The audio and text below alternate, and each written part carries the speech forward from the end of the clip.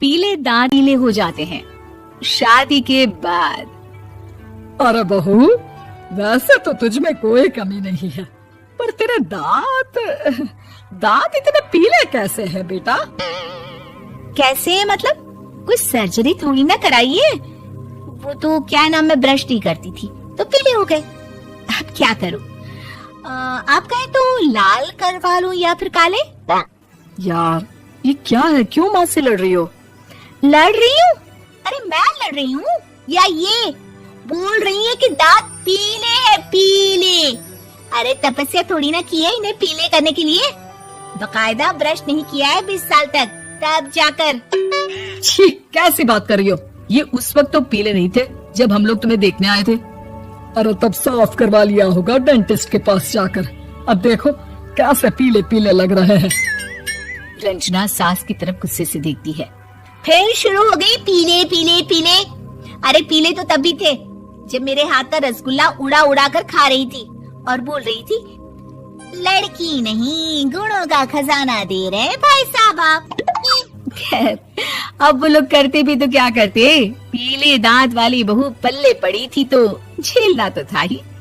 एक दिन कीर्तन में रंजना गाना गा रही थी।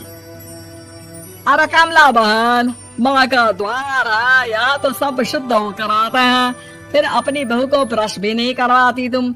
दूर से पीले पीले दांत भक्ति में बाधा उत्पन्न कर रहे हैं। अरे कोई 2 साल के बच्चे थोड़ी ना लेकर आई हूँ मैं बहू बनाकर, अच्छी खासी लड़की है। अरे कैसे करवाऊं ब्रश, ये तो उसे खुद करना चाहिए ना। अब माँ बाप तो इसके जैसे तैसे निपटा दिए, ये नहीं सोचा कि सास कैसे संभालेगी।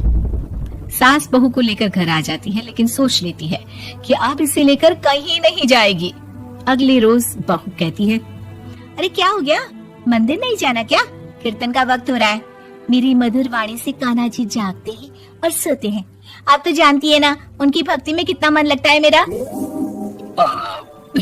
वो क्या है ना, तबीयत ठीक नहीं लग रही है मेरी, आराम करूंगी मैं।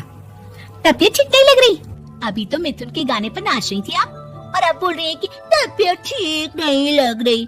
अरे भक्ति में मन लगा लो सासू माँ, ऊपर जाना है, क्या मुंह दिखाओगी आप? हाँ? सास को बहू की बात पर गुस्सा आ जाता है। मैं क्या मुंह दिखाऊंगी, इसकी चिंता तो ना कर, समझी? अपने मुंह की चिंता कर, जो ये पीले पीले दांत लेकर हर जगह पहुंच जाती है। पता है लोग कितना मजाक बनाते हैं। ना जी ना, मैं नहीं जाना कहीं तेरे साथ। तो ये बात है, कोई ना, मत जाओ, मैं अपने कमरे में ही बैठकर भक्ति कर लूंगी। ऊपर वाला दांत थोड़ी ना देखता है, मन देखता है, भावना देखता है। और अरे बस बस, तू सब कुछ दिखा, बस ये सफेद चमकदार दांत ना दिखाना किसी को, है? जा यहाँ से। बहू को सास की बात का कोई फर्क नहीं पड़ता, वो तो जैसी थी वैसी ही रह जाती है। सुबह नहाकर किचन में खाना बनाना, फिर खाना खाना, कीर्तन भजन करना और सो जाना। एक दिन, माँ जी मैं सहेली के घर जा रही हूँ, शाम को लेट आऊंगी। हाँ हाँ तो जाना, मैंने कौन सा तेरी आरती करनी है घर पर बैठकर। रंजना सहेली के घर जाती है जहाँ वो पार्टी में जाने की तैयारी कर रही होती है। अरे शिखा, कहाँ जाने की तैयारी कर रही है? मैं गलत वक्त पर आ गई क्या? अरे नहीं यार, उल्टा सही वक्त पर आ गया।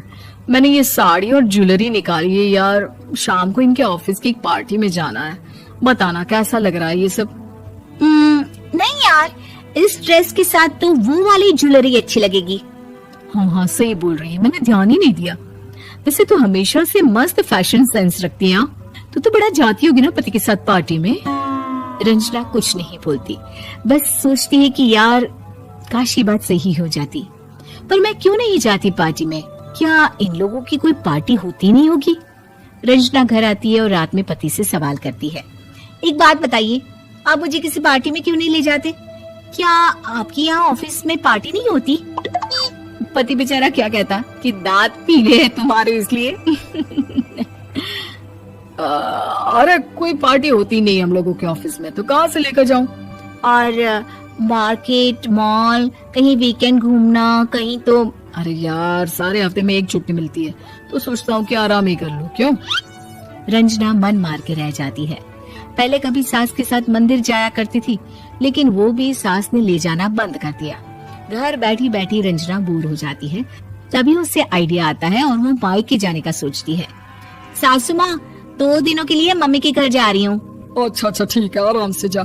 और हाँ, माँ से कुछ अच्छी आदत सीख कर आना कि कैसे शरीर के हर भाग की तरह दांतों की सफाई भी जरूरी होती है, समझी? शुरू हो गई ना आप। वो लोग आपकी तरह नहीं है कि छोटी छोटी बात का बतंगड़ बना दे। उन लोगों के लिए मैं मायने रखती हूँ, ना कि मेरे पीले पीले दांत। रंजना माँ को बिना बताए उन लोगों को सरप्राइज देती है, लेकिन जैसे ही वो दरवाजे पर पहुँचती है, अंदर देखती है कि घर वाले कहीं जा रहे होते हैं। अब माँ, काश रंजना दीदी के दांतों वाली प्रॉब्लम नहीं होती तो वो भी हम लोगों के साथ चलती ना बुआ जी की बेटी की शादी में। हाँ बेटा, लेकिन अब उसे कौन समझाए कि उसको उसके पीले दांत नहीं दिखते, लेकिन उसके आसपास के लोगों को कितना एम्बैरेसिंग फील कराते हैं। मुझे तो कितनी बार उसके स्कूल की टीचर ने शिकायत की कि उसके साथ कोई लड़की बैठना भी नहीं चाहती, और ना ही कॉलेज में कोई उससे बात करना चाहता था। लेकिन पता नहीं क्यों उसे ये बात समझ में ही नहीं आती। कोई कमी नहीं है उस लड़की में, बस यही कि दांत पीले हैं। वो तो भला हो जीजा जी और उनकी माँ का, जो दीदी को जैसी है वैसे ही रखा हुआ है।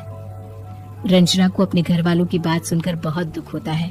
वो सोचती है कि वो क्या करे, लेकिन फिर वो सीधा डेंटिस्ट के पास जाती है, अपने दांत चमकाती है और कसम खाती है कि वो रोज ब्रश करेगी। अरे क्या हो गया? तुम तो 2 दिनों के लिए गई थी ना। पर कोई ना, अच्छा है, चलो आ गई तो। रंजना सास के सामने आकर खड़ी हो जाती है और पूरी स्माइल करती है, उसके चमकदार दांतों को दिखाती हुई। हैं? चले मंदिर। माँ, मुझे माफ कर दीजिए, मैंने आप लोगों को बहुत एम्बैरेसिंग फील करवाया।